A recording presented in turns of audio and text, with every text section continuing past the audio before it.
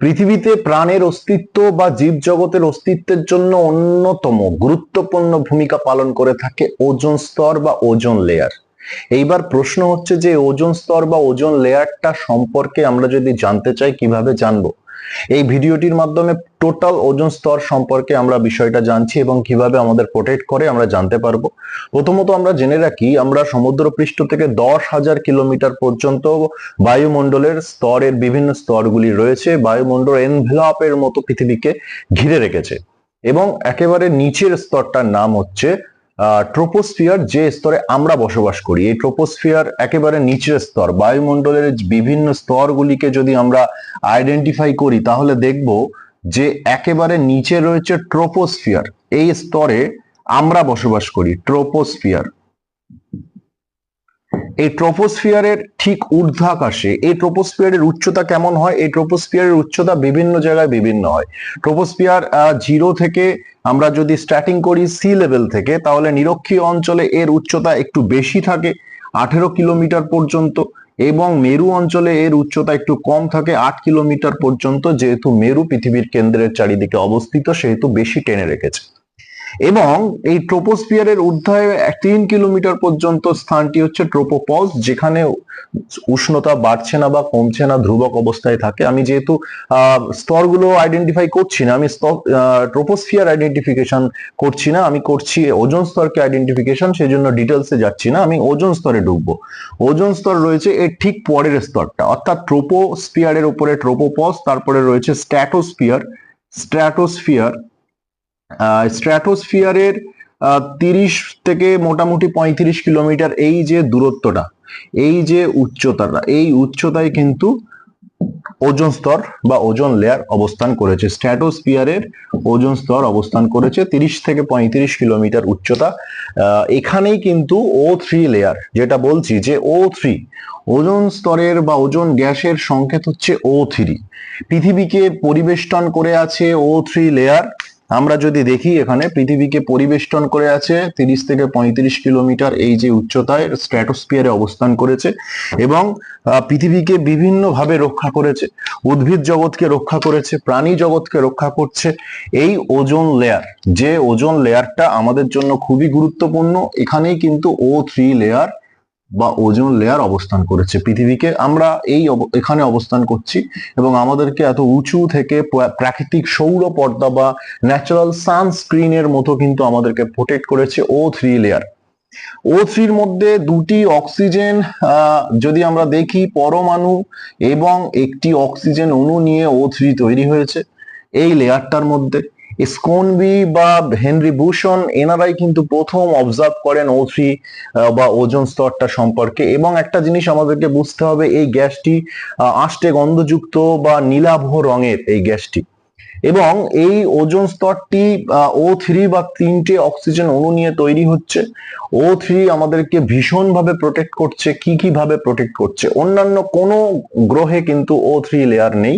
O3 layer পৃথিবীতে রয়েছে এবং পৃথিবীর প্রাণের অস্তিত্বের জন্য কিন্তু O3 লেয়ারের গুরুত্ব অপরিসীম। আমরা কিন্তু ভেবেও কুল কিনারা পাবো না যে কতটা গুরুত্বপূর্ণ ভূমিকা পালন করছে বায়ুমণ্ডলের এই স্তরে O3 লেয়ারটা।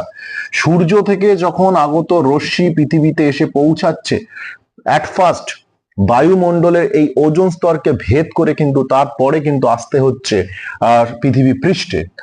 আগে ওজোন স্তরকে ভেদ করে তারপরে সূর্যরশ্মি যদি আসতে চায়, ওজোন স্তরকে ভেদ করে তারপরে কিন্তু ট্রোপোস্ফিয়ারের মধ্যে দিয়ে আর্থ যে আমাদের সারফেস সেখানে এসে পৌঁছাতে হবে। তার মানে আমরা দেখতে পাচ্ছি যে সূর্য ডাইরেক্ট রশ্মি পৃথিবীতে এসে পৌঁছাচ্ছে না, ভূপৃষ্ঠে এসে পৌঁছাচ্ছে না। পৃথিবীর ন্যাচারাল সানস্ক্রিন পর্দার ভিতর দিয়ে আসতে হচ্ছে। ওই পর্দার ভিতরটা হচ্ছে, অর্থাৎ এই পর্দাটাকে আমরা বলছি কিন্তু O3 বা ওজোন গ্যাসের পর্দা। এখান থেকে কিন্তু স্ক্যান হয়ে আসতে হচ্ছে। সৃষ্টিকর্তার সৃষ্টি অসাধারণ। সূর্য থেকে আগত রশ্মি যদি সূর্যের সৌরশক্তি O3 ছাড়া যদি আসতো, O3 লেয়ার ছাড়া যদি আসতো, তাহলে কিন্তু আল্ট্রা ভায়োলেট রে অর্থাৎ UVB বা UVC যা হোক, আল্ট্রাভায়োলেট যে রশ্মিগুলো, অর্থাৎ অতিরঞ্জক যে রশ্মিগুলো, অতি বেগুনি রশ্মিগুলো, যেগুলো কিন্তু উদ্ভিদ এবং প্রাণী জগতের জন্য ভীষণ পরিমাণে হার্মফুল, সেগুলো আমাদেরকে স্কিন ক্যান্সার থেকে চোখে ছানি পড়া বা ব্রেন টিউমার, ব্রেন ক্যান্সার, বিভিন্ন ধরনের হার্মফুল ডিজিজেস, শুধু প্রাণী নয় উদ্ভিদের ক্ষেত্রেও বাস্তুতন্ত্র ধ্বংস হয়ে যাবে এবং বিভিন্ন ধরনের রোগের প্রাদুর্ভাব বাড়বে, উদ্ভিদ জগৎ নষ্ট হয়ে যাবে, কোনোভাবে পরিবেশের সংমিশ্রণ ঘটবে না, মিথস্ক্রিয়া ঘটবে না। O3 লেয়ারটা আছে বলেই কিন্তু সূর্য থেকে রশ্মি যে আসছে, অতিবেগুনি রশ্মিগুলোকে অ্যাবজর্ব করে নিচ্ছে O3 লেয়ার কাজ করছে ও আল্ট্রাভায়োলেট রে গুলোকে অ্যাবজর্ব করে নিচ্ছে, ডাইরেক্ট পৃথিবীতে এসে পৌঁছাচ্ছে না। এই আল্ট্রাভায়োলেট রে যদি আসতো, এতগুলো ক্ষতি আমাদের কিন্তু হতো। এইবার প্রশ্ন হচ্ছে, ঠিক আছে বুঝলাম O3 লেয়ার আমাদেরকে ভীষণভাবে প্রোটেকশন দিচ্ছে, O3 লেয়ার আছে বলে আমরা প্রাণীরা বেঁচে আছি, না হলে আমাদের বিভিন্ন রোগ প্রাদুর্ভাব বা প্রাণীর সৃষ্টি হতো না। অন্যান্য গ্রহে O3 লেয়ার নেই, একমাত্র পৃথিবীতে O3 লেয়ার রয়েছে। একটা কত সুন্দর সৃষ্টি, এই সৃষ্টিকে কিন্তু আমরা বিভিন্ন ভাবে ক্ষতি করছি। অর্থাৎ এই ন্যাচারাল যে O3 লেয়ার, আমাদের কিন্তু ক্ষমতা নেই O3 লেয়ার তৈরি করার, সৃষ্টিকর্তার সৃষ্টি, কিন্তু আমরা আমাদের কিছু ন্যাচারাল অ্যাক্টিভিটিস এর মাধ্যমে, কিছু আর্টিফিশিয়াল অ্যাক্টিভিটিস এর মাধ্যমে আমরা এই O3 লেয়ারকে ধ্বংস করছি। এই O3 লেয়ার আমাদের দ্বারা ভীষণভাবে ধ্বংস হচ্ছে। প্রথম ডবসন আবিষ্কার করেন কোথায়? আন্টার্কটিকায়। আমরা জানি পৃথিবীর দুটো মেরু রয়েছে, উত্তর মেরু, দক্ষিণ মেরু। এই সাউথ পোলে আন্টার্কটিকাতে ওজোন গ্যাসের যে অস্তিত্ব রয়েছে বা ওজোন স্তর রয়েছে, সেখানে কিন্তু দেখলেন ডবসন যে এই O3 লেয়ারের মধ্যে কিছু ঘনত্ব কমে গেছে। ডবসন হচ্ছে একটা ইউনিট। ডবসন যেহেতু প্রথম এই ঘনত্ব কমে যাওয়াটা আবিষ্কার করে, সেহেতু তার নাম অনুসারে ডবসন একক দিয়ে কিন্তু ওজনের ঘনত্ব পরিমাপ করা হয়। স্পেকট্রোফটোমিটার, এটা হচ্ছে একটা যন্ত্র যার মাধ্যমে কিন্তু ওজোন গ্যাসের ঘনত্ব পরিমাপ করা হয় এবং এককটা হচ্ছে ডবসন। ডবসন এককে পরিমাপ করা হয় ওজোন গ্যাসের ঘনত্ব। প্রথম আন্টার্কটিকাতে ওজোন গ্যাসের ঘনত্ব, অর্থাৎ প্রাকৃতিক সৌরপদ্মায় ছিদ্র দেখা যাচ্ছে, অর্থাৎ সেখান থেকে হার্মফুল আল্ট্রাভায়োলেট রে গুলো পৃথিবীতে আসতে পারে, আসে এবং প্রাণের অস্তিত্ব বিপন্ন করতে পারে। সেখানে আমরা এবার একটু জেনে নিই যে এই O3 লেয়ার কিভাবে ধ্বংস হতে পারে। O3 লেয়ার বিভিন্ন ভাবে ধ্বংস হতে পারে।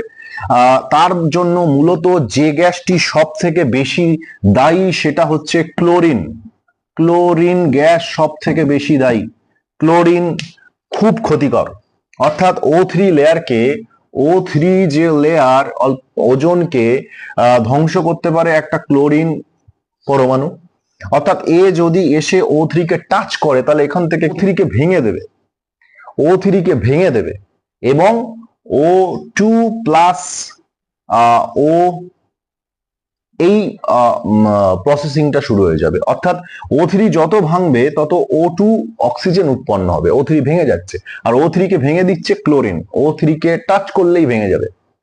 তার দক্ষতা রয়েছে ক্লোরিনের, এবং ক্লোরিন O3 এর সাথে টাচ করলেই O2 এবং ওতে ভেঙে যাবে। পরবর্তীকালে এই আরো একটা অর্থাৎ অক্সিজেন অণুর সাথে যদি জুড়ে যায়, দুটো অক্সিজেন অণু জুড়ে গিয়ে আবার অক্সিজেন পরমাণু তৈরি হয়ে যাবে। কিন্তু এতে কি হচ্ছে? কন্টিনিউয়াসলি O3 ভাঙছে। O3 যত ভাঙছে তত কিন্তু ওজোন স্তর ক্ষয় হচ্ছে ও ঘনত্ব কমে যাচ্ছে।